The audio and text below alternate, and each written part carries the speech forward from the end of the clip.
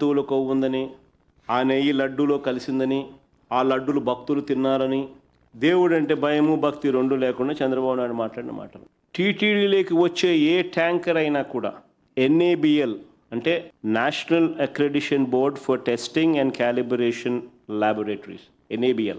టీటీడీలోకి వచ్చే ఏ ట్యాంకర్ అయినా కూడా NABL ఆథరైజ్డ్ ల్యాబ్ సర్టిఫికేట్తోనే రావాలి. ఇది మ్యాండేట్, ఇది రూల్. ఇది without this certificate they will not even be entering, they cannot even come close to Tirupati. తర్వాత టీటీడీలో ఈ NABL సర్టిఫికేట్ ఒక్కటే ఒప్పుకోరు, ఇది కూడా పార్ట్ ఆఫ్ ది ప్రొసీజర్. టీటీడీలో ఒక ల్యాబ్ ఉంది, వాళ్ళ సొంత ల్యాబ్ ఉంది.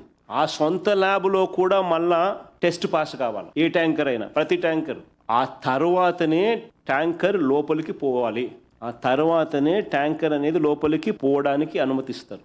అంటే NABL ల్యాబ్ సర్టిఫికెట్, వీళ్ళ సొంత ల్యాబ్ పాస్ సర్టిఫికెట్, ఈ రెండు ఉంటేనే ట్యాంకర్ లోపలికి వెళ్తుంది. ఈ స్టాండర్డ్స్ లేకపోతే రిజెక్ట్ చేసి ట్యాంకర్లను వెనక్కి పంపిస్తారు. ఇదే కార్యక్రమం ఈ టెస్టింగ్లో ఫెయిల్ అయినప్పుడు రిజెక్ట్ చేసి వెనక్కి పంపించే కార్యక్రమం గతంలో చంద్రబాబు నాయుడు గారి హయాంలో 15 సార్లు వెనక్కి పోయింది.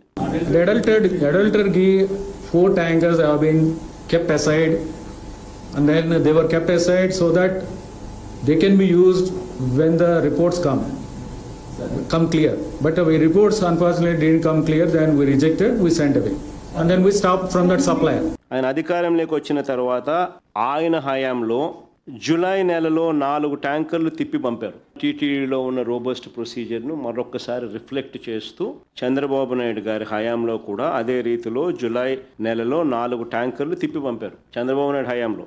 మళ్ళీ ఆ ట్యాంకర్లు ఆగస్టులో తిరిగి వచ్చాయని, ఎవడు ముఖ్యమంత్రి అప్పుడు? ఆయనే కదా. ఎవరిది ప్రభుత్వం? ఆయనదే కదా. మళ్ళీ ఆ ట్యాంకర్లు ఆగస్టులో తిరిగి వచ్చాయని, లడ్డూ ప్రసాదంలో వాటిని వాడారని మొన్న రిపోర్ట్లో సిట్ రాసింది. మళ్ళీ ఎవరిని బొక్కలో వేయాలా? ఇదే కానీ నిజమైతే రిజెక్ట్ చేసిన నెల రోజుల తర్వాత ఇవి ఎలా రాగలిగాయి? అలా వచ్చిన ఆ వెహికల్స్ నిజంగా చంద్రబాబు చెప్పినట్టుగా ఒకవేళ వాడి ఉంటే, అది నిజమే అయితే మరి అది చంద్రబాబు నాయుడు వైఫల్యం కాదా?